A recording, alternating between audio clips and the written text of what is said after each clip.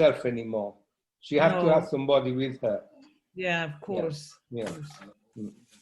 Okay, Dr. Bruno and everyone, Prof. Gisela. So it's already 5 minutes. So I think I'll just proceed with the talk. Can we? Yeah. All right. Because, yeah. Okay, so first and foremost, I would like to greet everyone. Okay, we have three different zones. So Assalamualaikum everyone. And first, good morning to our guest speaker, Prof. Gisela Hakanson. It's 9 a.m. there. Okay, and if there are audience from Sweden, yes, good morning to you. Good morning to you. Love. Right. Also, good afternoon to Malaysian audience. It's 3 p.m. here, and a very good late afternoon to our Australian audience. It's 5 p.m. there. Okay, so with the COVID thing ongoing, with the pandemic, I think one thing is we can be everywhere globally, and we can still be connected. So I think this is one good thing that I find very joyful now with webinar and all that. All right, so I would just like to introduce myself. I am Rabiatul Adawiyah. Everyone calls me Ruby. Okay, I'm the moderator for this event today. So the event is brought to you by Child Bilingualism Center of the Kuliah of Islamic Revealed Knowledge and Human Sciences, International Islamic University Malaysia. Very mouthful to say, but basically is a faculty of, we are under the auspices. The center itself is a new center established. When is it established? Before MCO, before the pandemic, which is in March. Yeah. All right. Okay. So let me just introduce Prof. Gisela.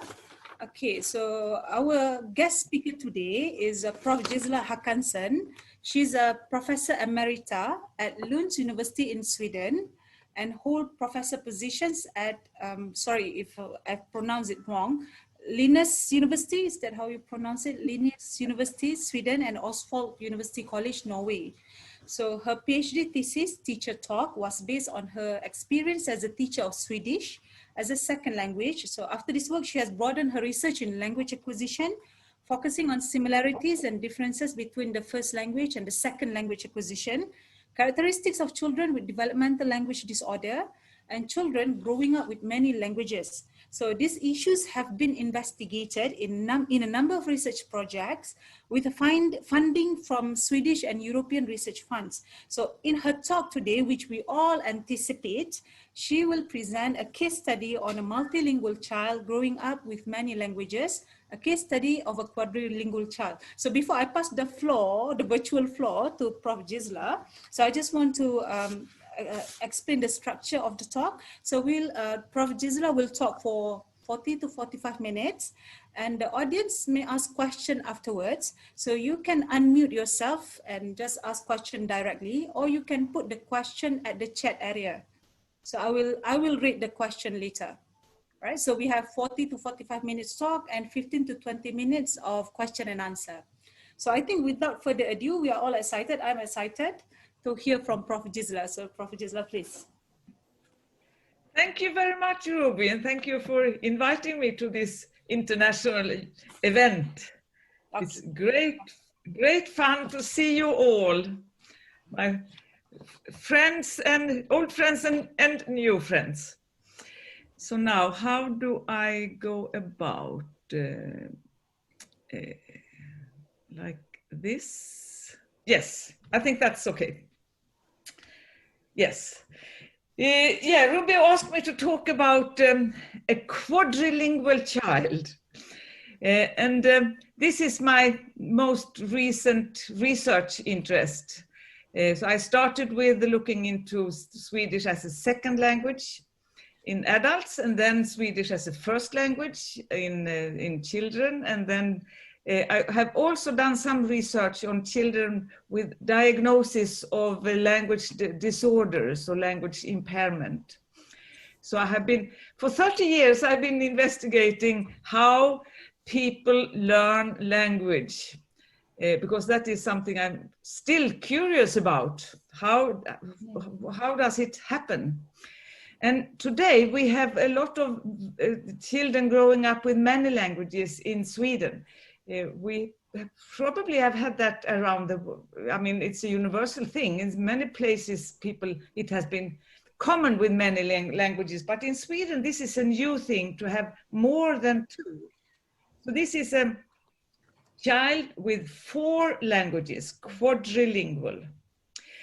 And first, I will say some very little thing about the linguistic situation in Sweden. This is a picture I took from my window, from the room where I'm sitting now, in my kitchen, which is also my study, in the wintertime. This is now not today, but in the wintertime. So we are a country situated far up in the north, close to the Arctic Circle, and we have snow in the winter. It's a small country concerning the population, only 10 million people.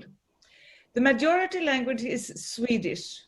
And then we have 5 official minority languages belonging to minority groups that had a long history in Sweden.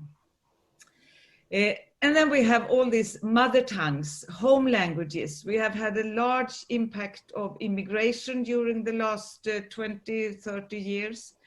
And we have a law of home language teaching. So all immigrant children are entitled to have home language teaching in school 2 hours a week. They cannot go to school in the home language, but they can have 2 hours a week. They are entitled to have that if there are resources. So sometimes there are no resources, so not everybody gets it. It depends on the language. For some languages where there are a lot of people, they have teachers. But if there's only one child in the school, this child will not get home language taught. But it's a principle. We want to encourage multilingualism. We want to encourage all these home languages. Then we have English, which is obligatory and has been obligatory for almost 100 years now. So usually they say that almost everybody speaks English in Sweden, 90%. And then we have the Swedish Sign Language. So this is the linguistic situation.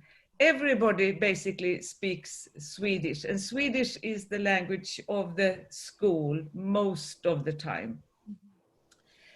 And then if we go to Europe, there is an increasing number of multilingual and bilingual children in Europe. And many of these children do not speak the official school language at home, which means that they come after the monolingual children in schools. The schools are mainly directed towards monolingual children, and then a little bit of home language teaching at the side. But all these children, it's now, I think, 25% in Sweden and even more in Germany.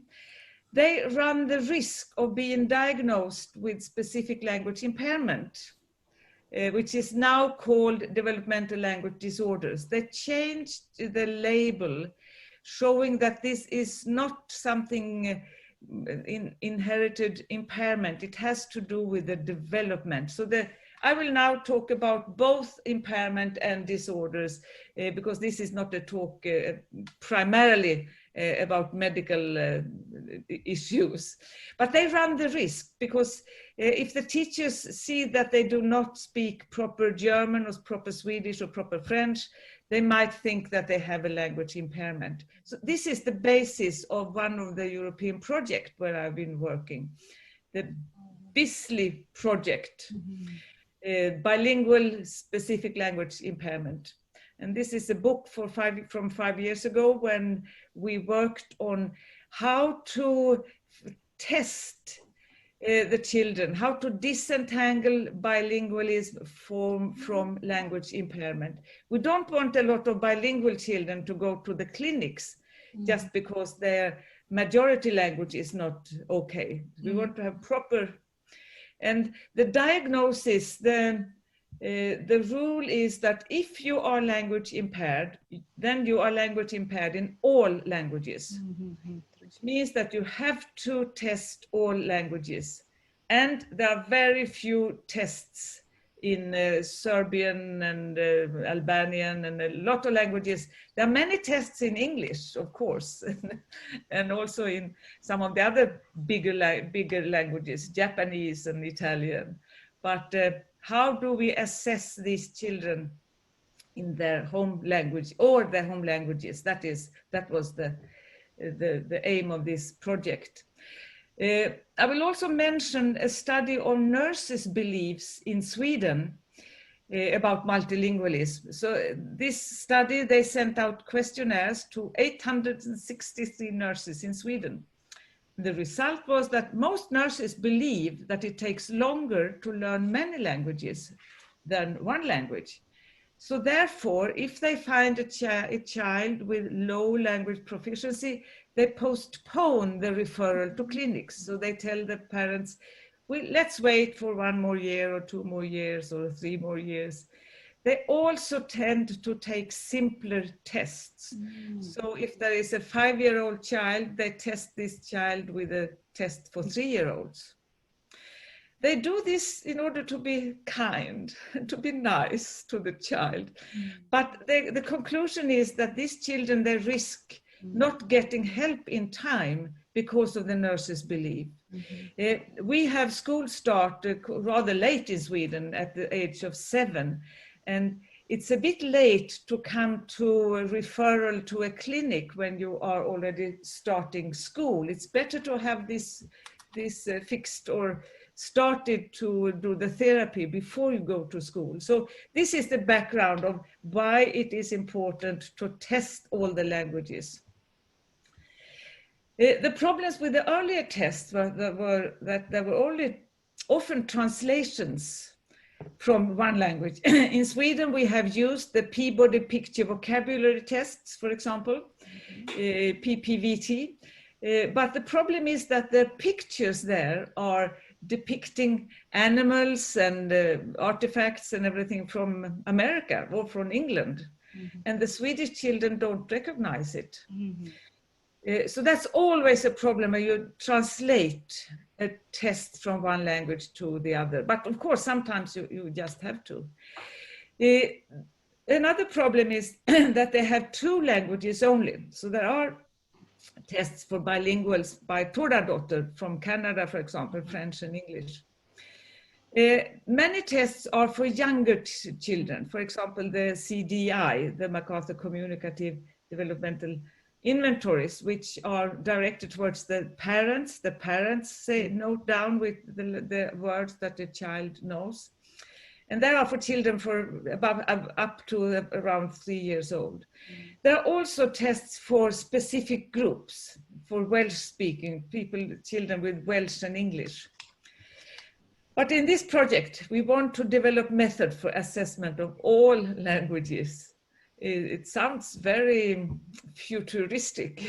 I'll show you how it works. It's a cross-linguistic lexical task.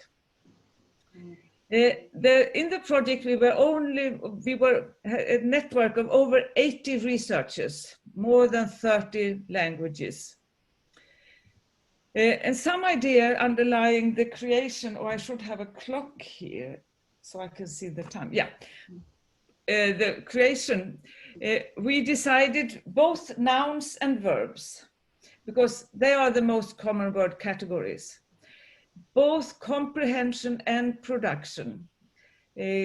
Comprehension may ease the load of the child. If there are pronunciation difficulties and shyness, maybe the child will not say so much and not reveal the whole knowledge. So comprehension is very good to have in these tests as well. And then pictures. That's the best way to test in children who cannot read or write. So the words should be depictable in a way. And then we had target words selected by native speakers. Translations may be problematic because of word length. Maybe the word is not frequent. Maybe there are very long words in the translations, and also cultural differences. I remember we took away the picture of deer because it depicted a British deer. And I said that the Swedish children don't see that kind of deer. They would think it's an elk, and then they would get 0 points. But it looks like an elk to me. So we have to look at the cultural differences. Also important with the trees. Pine trees are not so frequent across these language groups as are the other, like birches and I don't remember the name of the non-pine trees, but you know, different kinds of trees and different kind of flowers. Children had to recognize them. So we had a lot of discussions during many years in order to find these words. The steps we took was that first we had to also have artists to draw these pictures. We had a database of over 1,000 pictures judged by 93 speakers of 34 languages. And then from these 1,000, we boiled it down to 300 words measured by a complexity index, cultural differences and phonology and morphology. If it's very hard to pronounce the word, the children will not use it. We also had a particular study that actually was published in one of these fancy brain and language journals, where we estimated the age of acquisition by sending questionnaires to thousands of native speakers, taking down how old do you think children are when they learn the word for pine tree, for example? And it sounded like a strange method, but actually we got quite coherent results. So that was the estimated age of acquisition. We wanted to have words that were known by children younger than 8 years. So the result, 32 nouns, 32 verbs for comprehension, and 32 nouns and 32 verbs for production. Not exactly the same list, but almost. And also a little bit different for some of the languages, but the base, the core words are the same. So now we come to my case study. Stefan, a multilingual or a quadrilingual child, and this is his biodata. He was between 6 and 7 years at the time of testing. We couldn't test all the languages at the same day, so we waited. We didn't want him to remember what he had said in Swedish when he saw the picture and the mother asked in Russian. I'll show you the procedure in a minute. So that's why it took it took 8 months to test all the languages. He had 4 languages from birth. The mother speaks Russian and the father speaks French. Swedish was not exactly from birth, but most scholars say that if you have the language before the age of 3, it's still one of your first languages. And the parents decided to place him in a Swedish preschool as early as possible in order for him to get Swedish as early as possible. So when he was 12 months, he started the Swedish preschool in Swedish. And then there is another additional language, namely the parents, they speak English to each other. And that is called the indirect exposure. And they actually told us that you don't need to test the English, he doesn't know English. We have English as a secret language when we don't want him to understand what we are talking about. But we tested English anyway. And interestingly enough, he did understand English. So this is the same, how strange. The research question, what is the result if all languages are assessed in a multilingual child? And this is a very uncommon task. Most studies of multilingual children, they focus on one language. So there are a lot of studies of trilingual children where they focus on one language and then the other languages are sort of background. And if the study focuses on many languages, it's usually about language use. So do you use Russian for breakfast and Swedish for lunch? Or do you have one one language with mother and the other language with grandfather, and the third language on the internet. So there are many studies of multilingual children, how they use their different languages, but not in their proficiency, because that is difficult to assess in many languages. This is one example of how this cross-linguistic language task looked. So in comprehension, we asked in the English task, where is the apple? And the child is only supposed to point at the correct picture. In production, we had the question, what is this? And so this happened to be the same, but there are also many words in the production that were not part of the comprehension. Here we have the procedure. Data was collected on 4 occasions, and the same pictures were used for all languages. We started with a Swedish test by a colleague of mine who actually was a friend of the child, and tested the pictures for Swedish. Then we waited for 2 months, and then the mother gave the Russian test. Then we waited for 2 more months, and then the father gave the French test. And then we waited for 2 more months, and then there was another researcher who tested the English test to Stefan, a friend of the family. And when the data were collected, only one language was used all the time.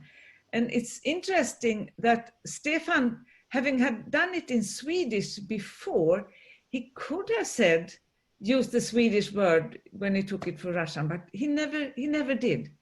So when in English, for example, his production skill was not very good. He could have produced words in other languages, but he did not code switch. So he said, I don't know, he said when he didn't know.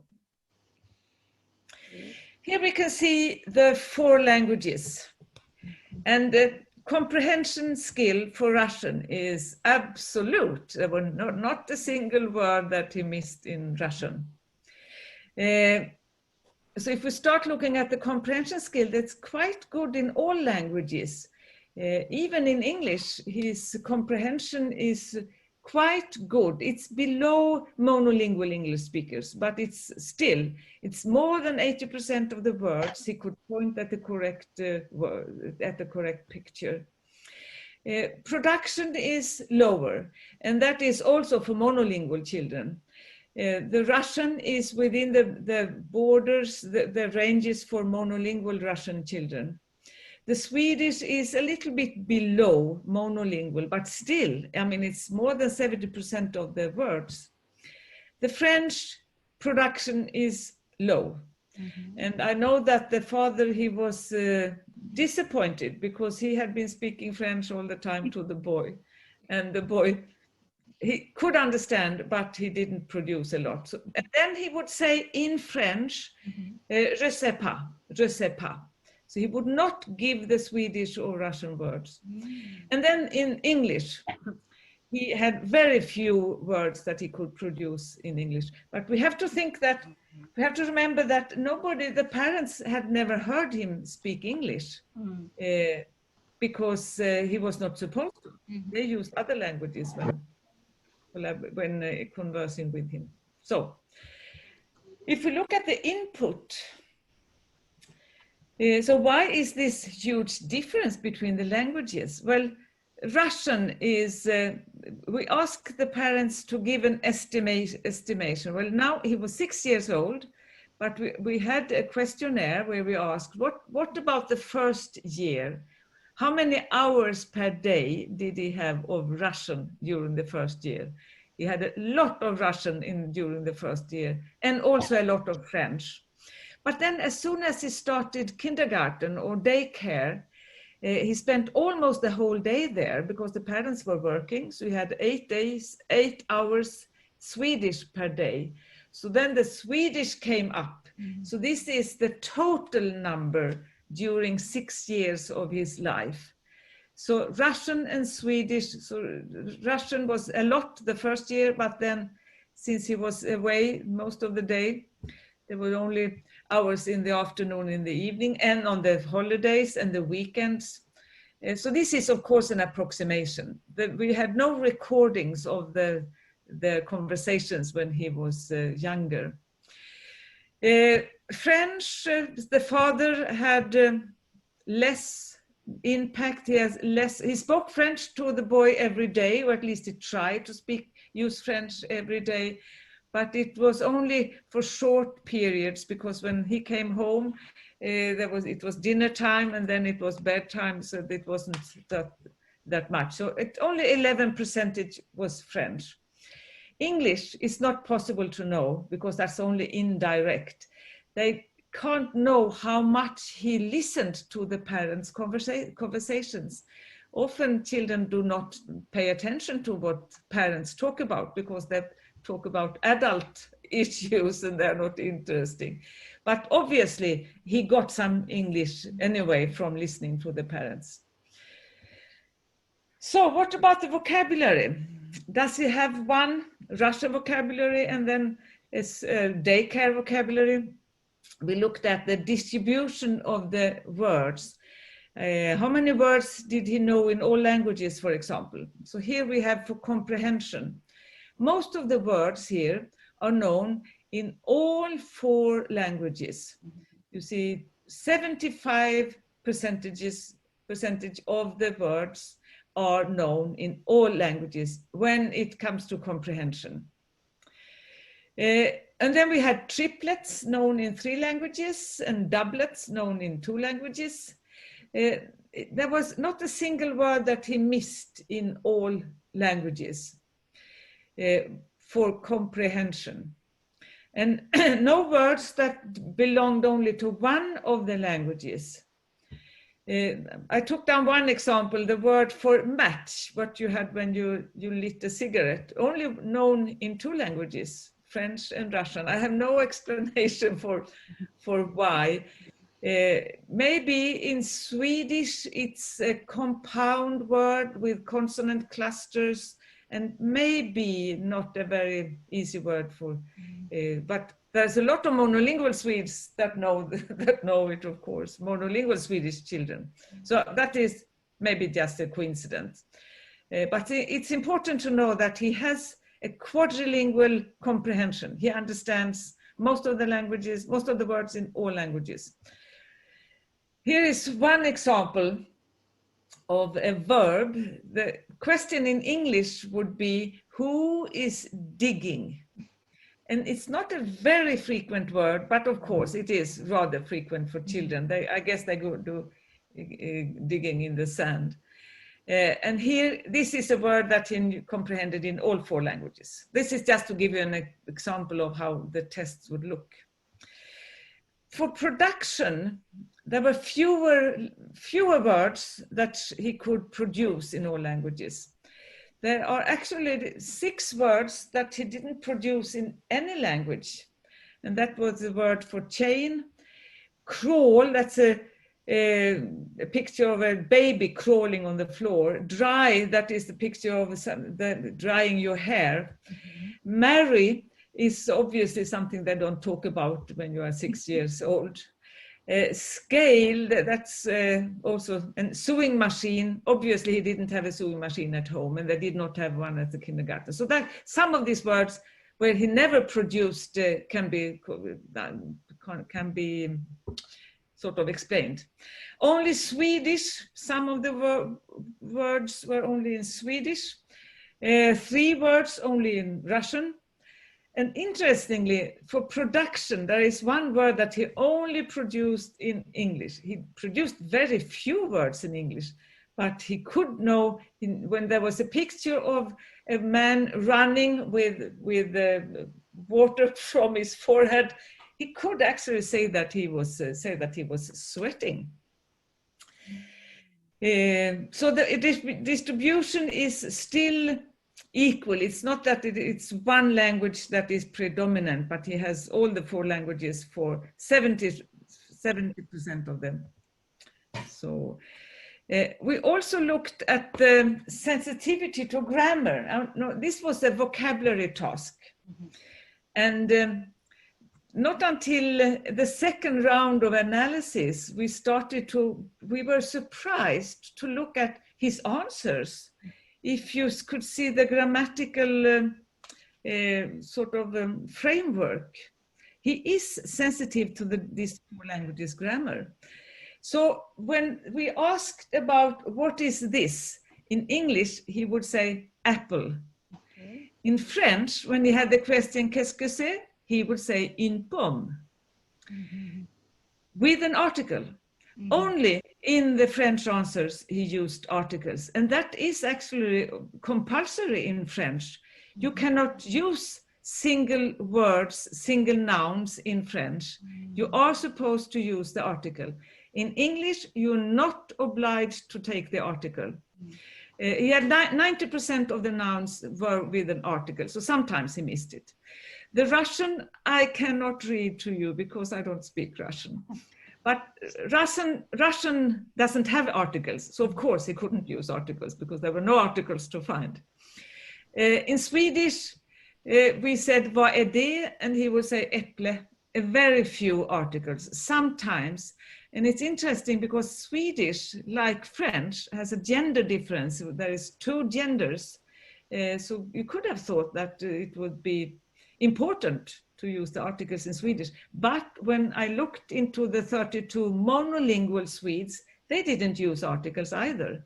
So it's obvious that French is the language where articles are used. And he learned this despite the fact that he had so little input from French.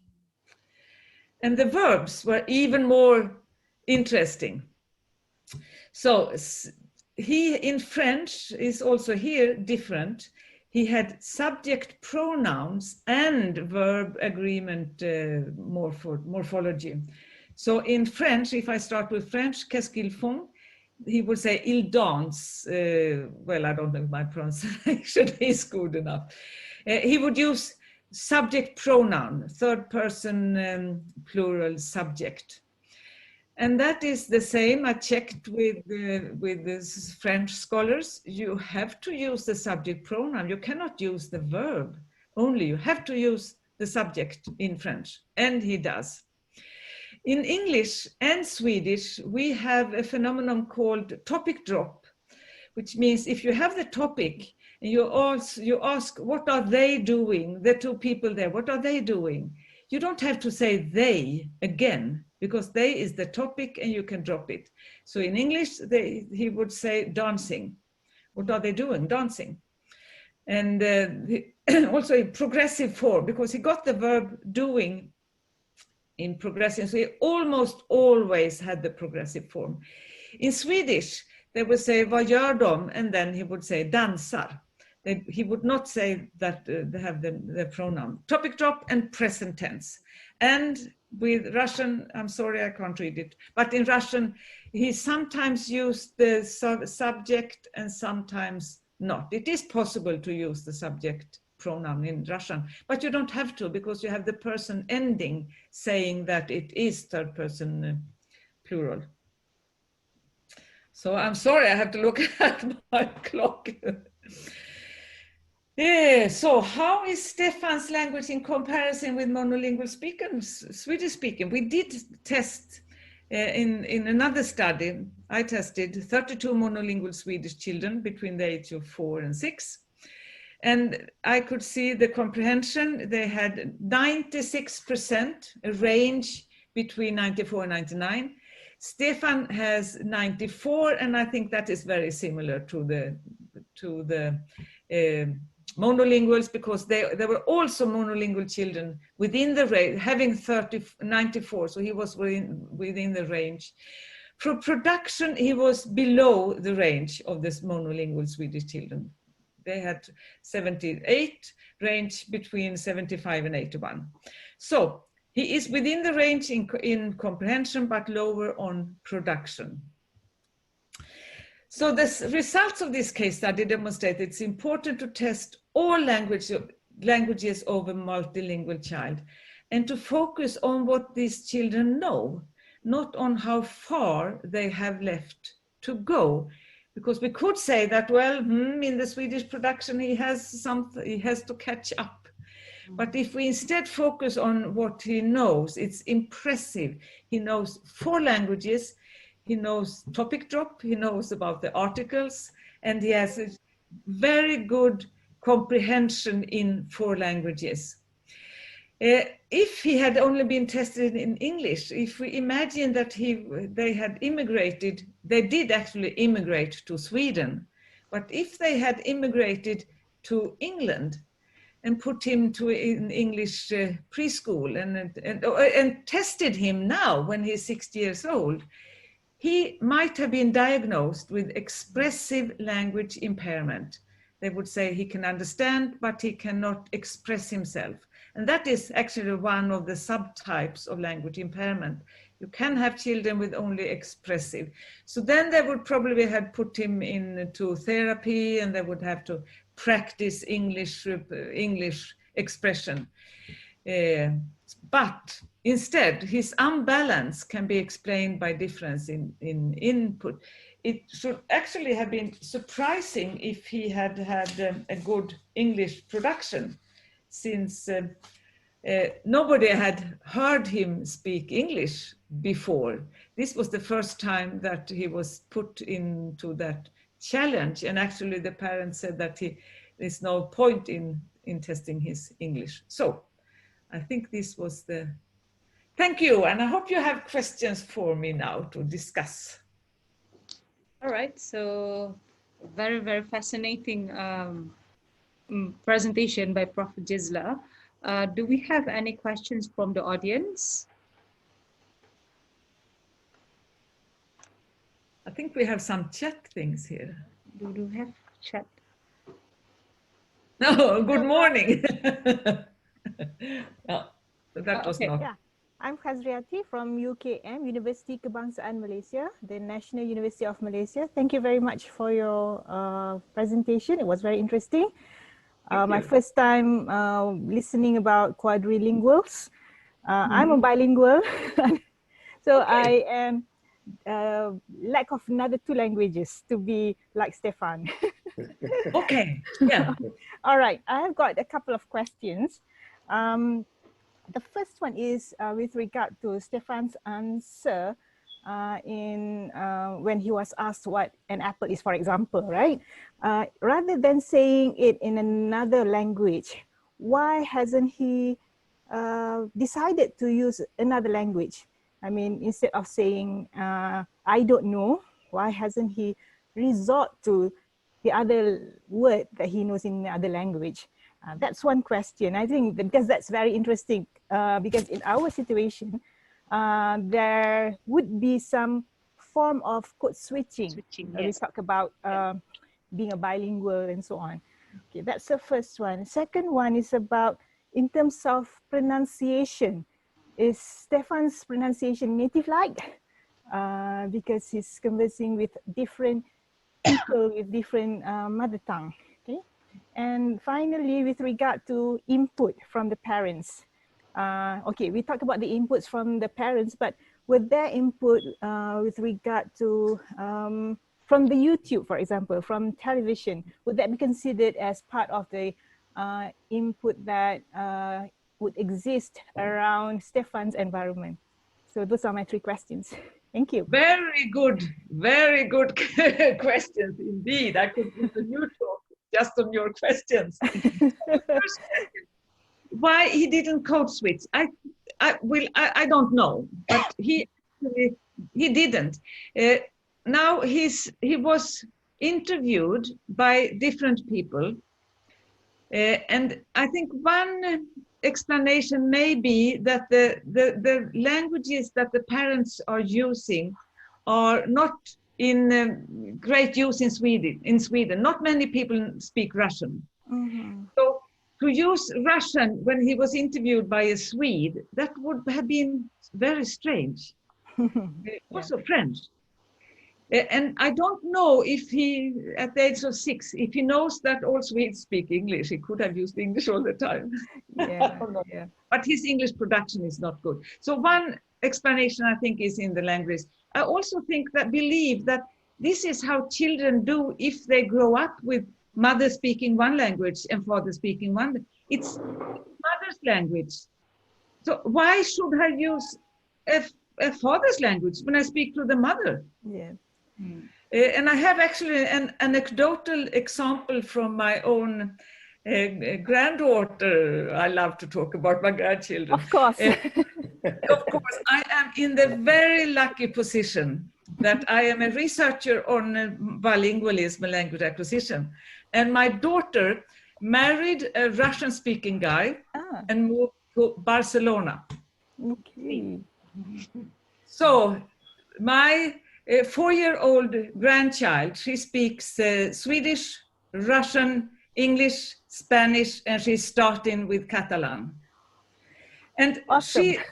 my daughter told me on holiday, she was, this little girl, Julia, she was talking to the father, and she wanted to say something about the tracks, you know, is it called track? When an animal passes, you left something on the ground. Yep. Yeah.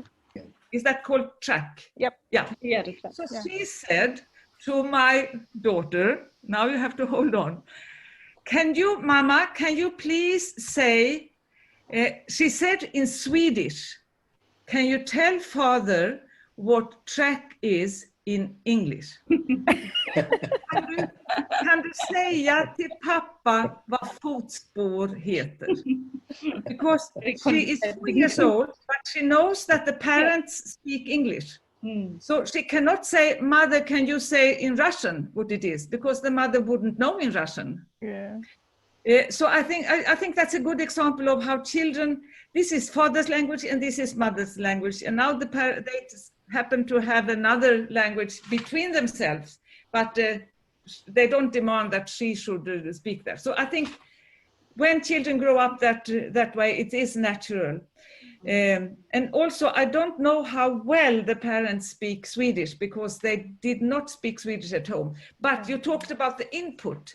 He got more input in Swedish because he had friends. And friends would come with him from kindergarten to come home to play. And then they would speak Swedish in the home. So, and also when they go to the doctor, for example, the mother would speak Swedish with the doctor, and the doctor would speak Swedish.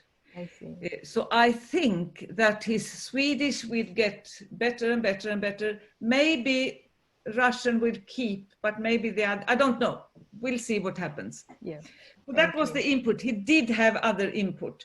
Right. Pronunciation, we did not really look at pronunciation. So I'm sorry, I can't, but we can go back to the tapes and No worries.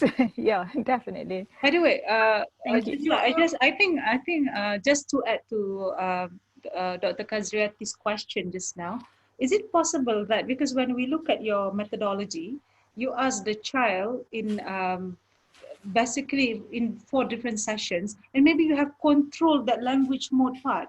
So hence there's no code switching, meaning the child is spoken to in a Swedish session by a native speaker of Swedish. And then in another session, you control the language part as well. So in a Russian, so in French, because I don't know, I think for children, they are very sensitive to the part where you code switch. So if they realize you can code switch, so they start code switching.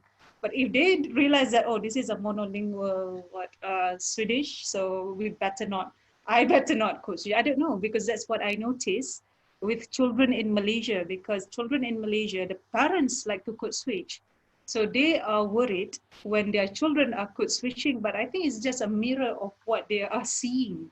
So I don't know, what do you think? Maybe in your methodology, it's what you have done. Yes, but you know, in my case, the Russian-speaking mother, what would she code switch into? I don't know. So since the parents, they use another language to each other. So she speaks English to the father. Otherwise, you could have thought that she would use half Russian, half English, but he doesn't understand Russian, so that's no point. So that's why they do not code switch, because they have the third language. So I think in Malaysia, if you have a third language, which your parents always use to each other, then they would not code switch. Okay. Because they would use this third language. Well, that's just... But I was just curious about why the Stefan did not code switch. So possibly because of the language mode is controlled. All right. Yes. Yeah, yeah. And I don't know about. I think Dr. Bruno wants to say something. Dr. Bruno? yes. Yes. Can you hear me? Oh, yeah, yeah. Hear me? Yes, go ahead. Yeah. Okay. Good. Ruby's daughter is a good case because when she went back to Malaysia, she was.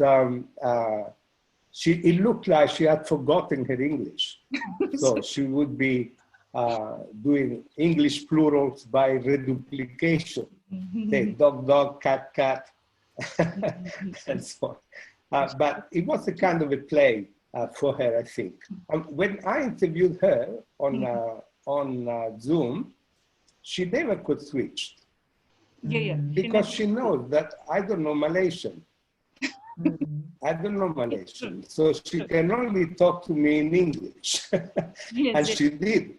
And when she had to say cats or dogs, that's exactly what she did. She didn't say dog, dog, cat, cat. Okay, so the child knows whether they can, they should code switch or not. And they will never code switch with somebody about whom they are aware that the other person doesn't know that language. They are very good at communicating. Very good. Yes, true. Yes. Thank you, Dr. Bruno. Thank you, Bruno. We have 2 questions here on chat. So I'm just going to read the question. Okay. This is very interesting. What is your suggestion in raising quadrilingual babies / children? Any advice? So that's the first one. The participant is asking if you have any advice how to raise a quadrilingual child. Number 2, is it okay if a parent speaks many languages with the baby, or is it better for one parent to stick with one language only? So first is asking your suggestion. And second, whether, I think like we have discussed before, maybe should the parents code switch, speak many languages with the child, or one parent, one language? So, well, I think there is also research on babies showing how early they learn how to distinguish mother from grandmother from father's voices. I mean, if you do brain scanning before they can talk. So I think it's an innate feature. Children know that people speak differently. I mean, now we use English, but we all use English differently. yes. So if the child knows that this is one way of saying the back vowel in the father's way and the other way in the mother's way, they can sort of take that to languages. So this person speaks this language and this person speaks this language. So I think it's most natural to keep to one language. But on the other hand, the parents must be able to talk to each other also.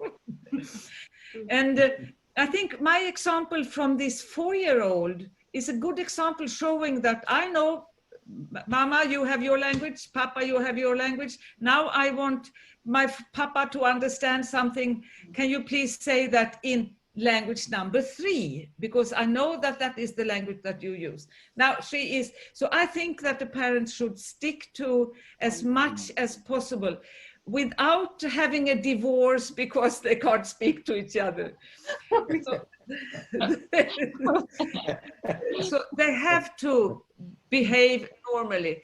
But I know that you're also talking about how, maybe other question, how to raise them. Yeah, some tips. They're asking you some tips. Some tips, and I think reading is a very good tip, because reading, if you read a Russian book, you do not naturally code switch. You read it in Russian. So I think reading is very good. I think you should do reading. I've told my son-in-law, I try not to be too much of a Swedish professor because he married my daughter. He doesn't want to have me on board. But I told him that to read every day, because Russian is not, you can't hear Russian in Barcelona very much. So that is the way for the children. Also now when we have internet and Zoom, I read Swedish books to both the grandchildren. She has a little brother as well. I read Swedish books, and the Russian grandmother, the babushka, she reads Russian books to them. So you could use FaceTime and Zoom, so you can have contact. Also because of Corona, because you can't go and visit. So as much as possible, as much input as possible of every language every day. But be not afraid of code switching, because you have to have a life as well. That's a good advice. So do we have any more questions from the audience? But it's very, very fascinating. Yeah, it's very. May I have a question for one of the participants? Okay. Wow, this is groundbreaking. The speaker has a question to the audience. Okay. Yes, because I see Ruying there. Okay. Do you speak English to your children, or you keep to Mandarin? Yes. Good question. Yeah, I speak to them in English, but for some subjects and in some context, I would speak to them in Mandarin. Yeah, because some subjects is hard to explain in Mandarin because in the English context. Yeah, okay. Yeah, like. How do you explain children's rights? They have rights.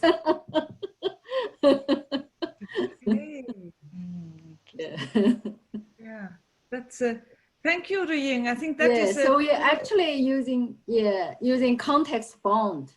Yes. Which one environment? Yeah. And I think about cultures that you. Yeah. You would.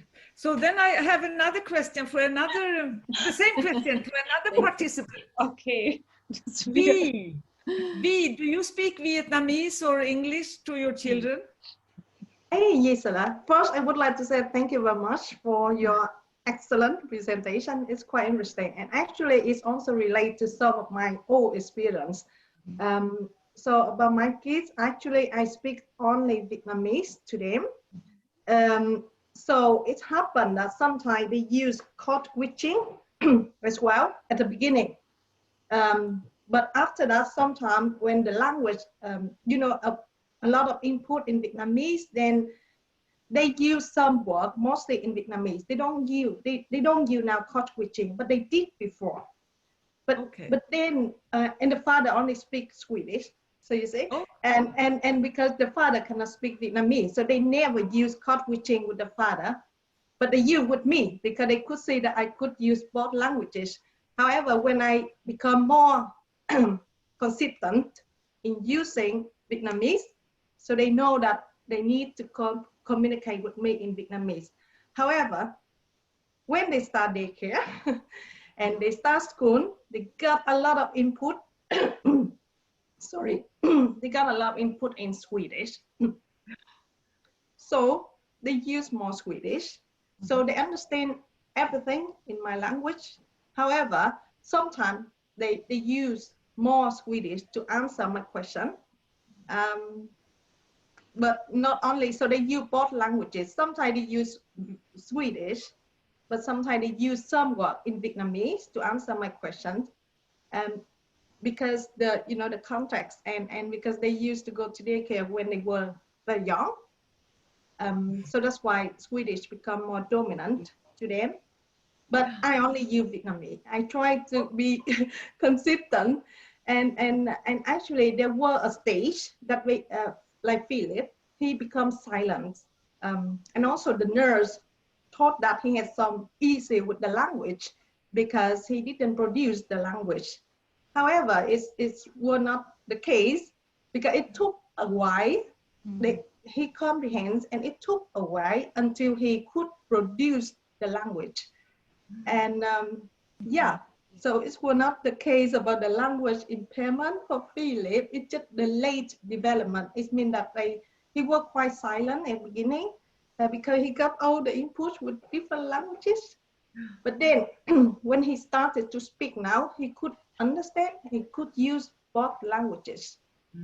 So that's Thank what you. okay. But I still need to be consistent in using Vietnamese, otherwise the language will disappear, you know, because the Swedish environment.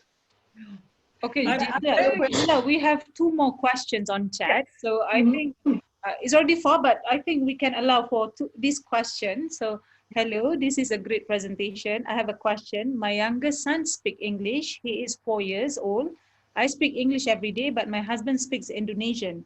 He understands the two language instruction, but he can just reply only in English. When we go back to Indonesia, we will lose English environment, since English is still considered a foreign language in my country.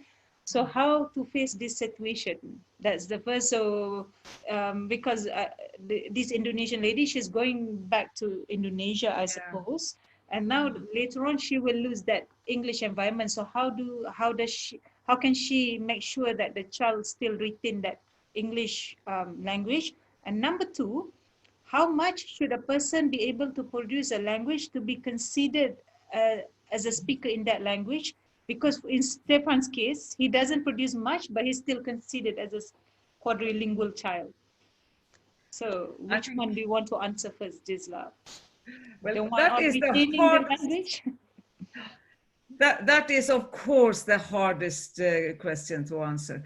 That actually depends on the perspective.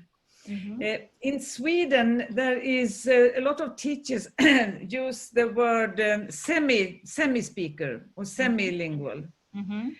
But I prefer to use quadrilingual. All right. So because if he has a very good comprehension in 4 languages. Okay.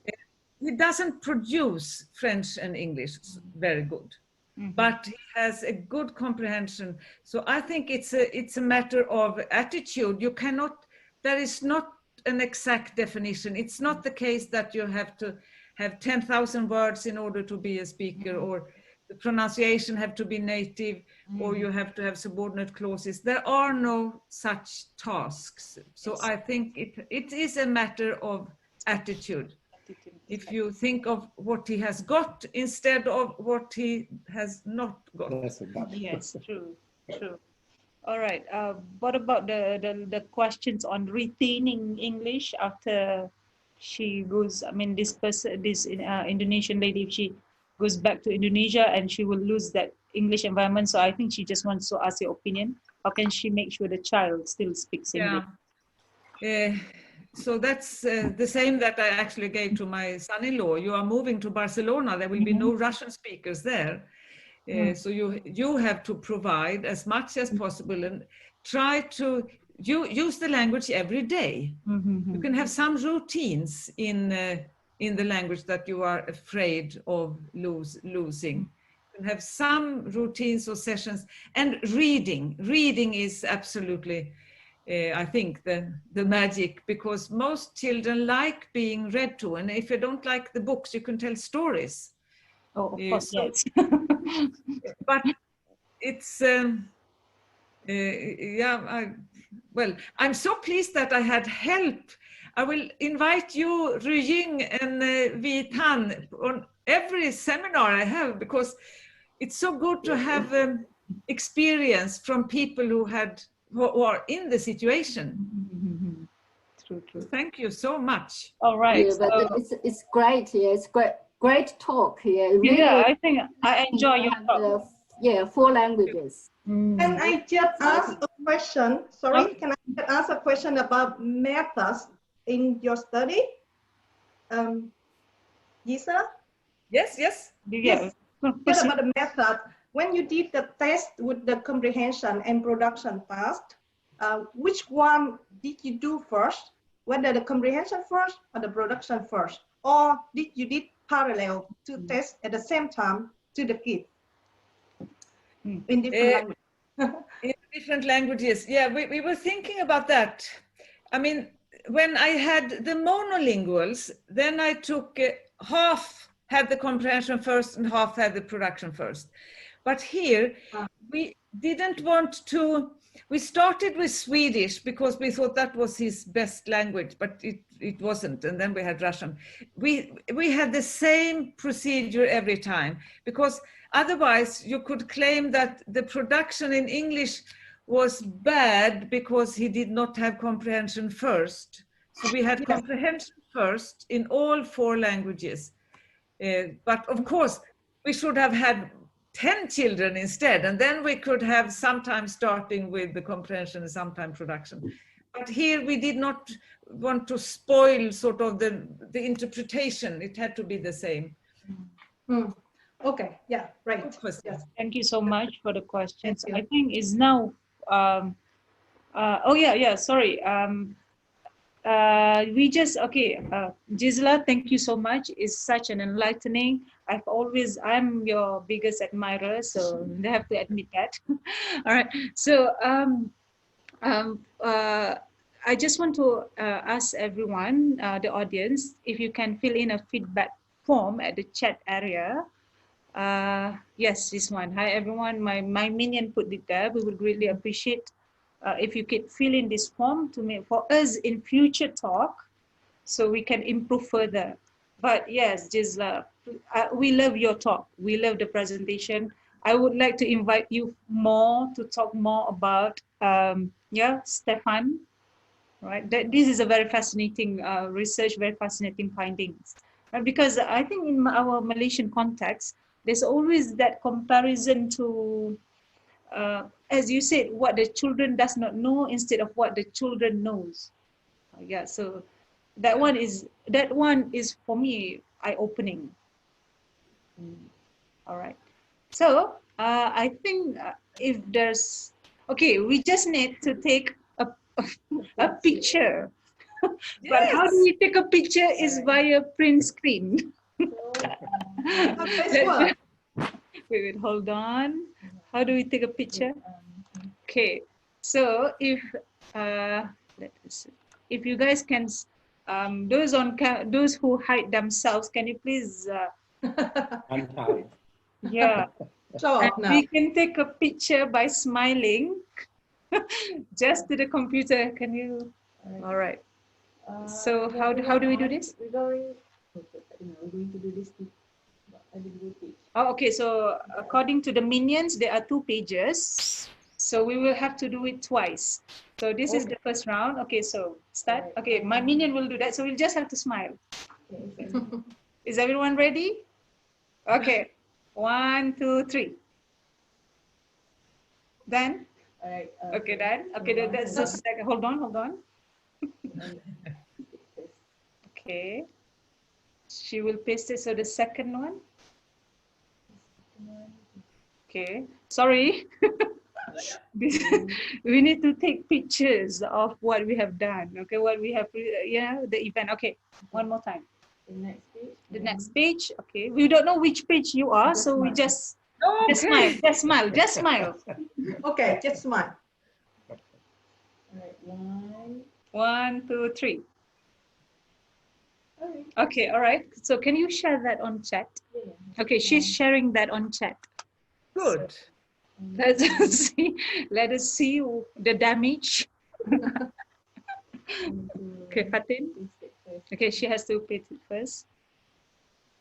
All right. So the audience can just download that from there, right? They can just take it. Yes. Okay. Hold on. You can take. Have you put it there? All right. Okay. Sorry, the minion is doing. There's actually behind, next to me here. There's a few, minion doing. Trying as fast as okay. Quickly, please. Okay. Can you see that? So you can check. I think everyone's there. So you can just download the picture. Very nice idea. That's the only way to take picture. All right, so you can take the picture there, and I hope you can also fill in the form. Everything's in the chat area. Okay, so the minion is asking, do you get the picture? I hope you get the picture. The minions are the new elves, right?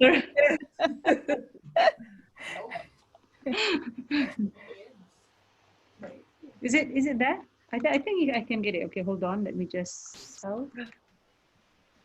this PC. Let me just see downloads. Okay, save. Let me just see. Oh, I got it. I got it. Very nice. Wait, okay. Yes. And there's another one too, right? There's another one. There's 2 pages. There. Wonderful. All right, so yeah. All right, thank you everyone. So with that, where do we download it? Where do we download Here, the picture? Roby. on chat. You go to Just- chat. Okay. Just Yeah, got it. Yeah. Okay, so there are 2. Thank you. Because Yeah. Thank you, Good. Roby. all Thank right. you. Everyone. Thank you so much, Thank you, everyone. Thank you, everyone. Thank you, Gisela. Thank Thank you. you, Very good. Gisela. Yes, I Thank think you. we give her a round of applause. Thank you, Gisela, and thank you, everyone. Gisela. Thank you. Thank Bye. you. Nice to see you too, Bruno. Bye. Good to Bye. meet you, Yeah. everyone. Yeah. All right. I'm just Nice meeting all of you. yes. We should Yeah, Bye-bye. wonderful to see. Casa, thank you. From you, Dr. Gisela. Wonderful to see you all. All right. Thank Yeah. you. Bye bye. Bye-bye. See you on Zoom again, Gisela, on the Yes. 25th of September. Yes. Tak tahu mana.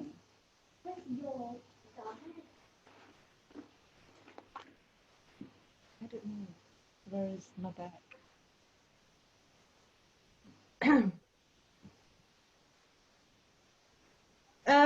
Bruno, Satomi, are you there?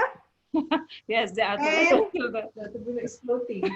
Yeah, I have just done the questionnaire, but Bruno has to do it before this link I also sent out the questionnaire.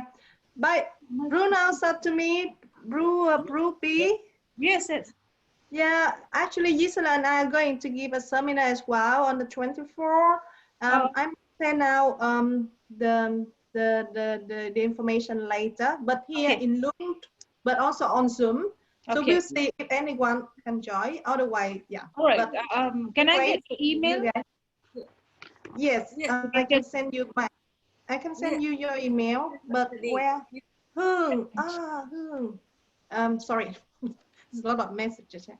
Yeah, my email is at Lung, or shall I send it to you? Oh, Or yeah. what? Can you, do you want to put it at the chat area so I can just take it from there?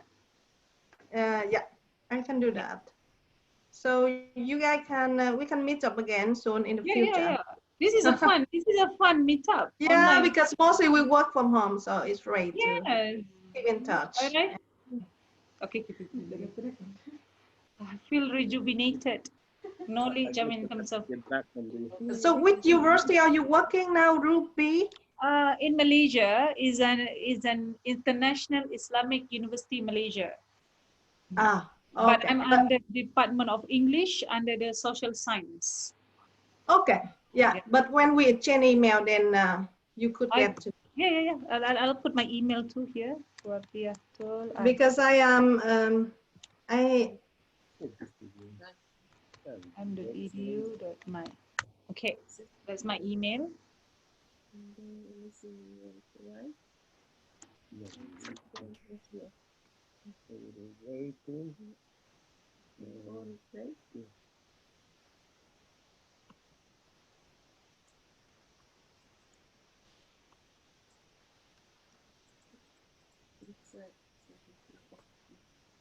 I send you all of my email.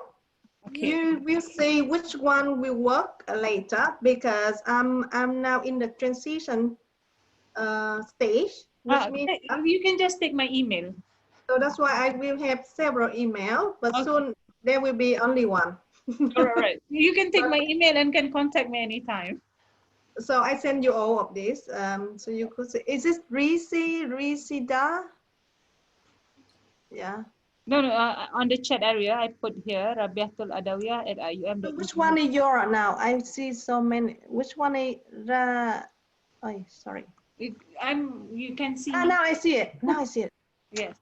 Sorry. It's all right. Yeah. Good morning. I also need to have several students to help me out here. Otherwise. Right. Rabiatul Adawiyah at IUM. Oh, okay. So. Okay, I'm gonna take yours. Copy. We'll be in touch to Satomi and Bruno. Okay. Yeah. Please. Talk to you again. Please Yes. be in touch. I will start a new position, so we will be in touch, and we will have some cooperation, I hope, in the future. Yeah. Okay, All right. Ruby, thank you very much. So, V, are you in Sweden? I mean, are you there? Yeah, I'm Sweden. Okay. But I'm at home. No, I mean, location-wise, you are there. Location-wise, yeah, in Sweden. Ah, right. she looks like she's in Vietnam. Yeah, exactly. No, I would love to be back Vietnam, but I cannot now because of the virus. And yeah.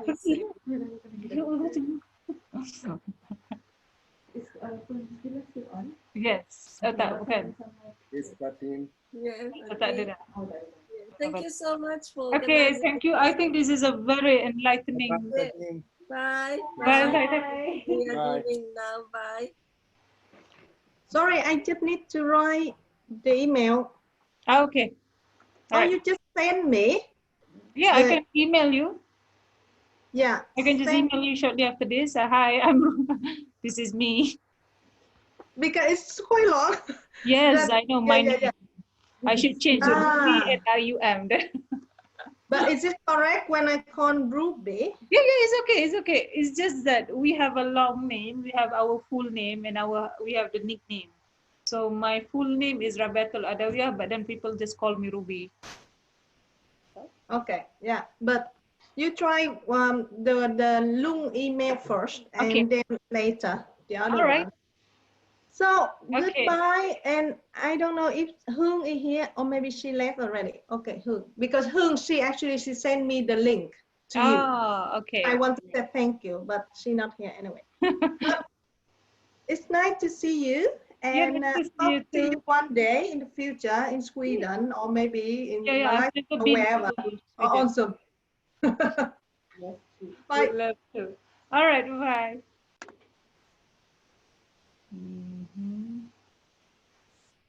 Saya nak ambil gambar ni kejap. Kenapa? Mana charger kat sini? Mana ingat? Orang tu masa sibuk dia nak cari charger tak?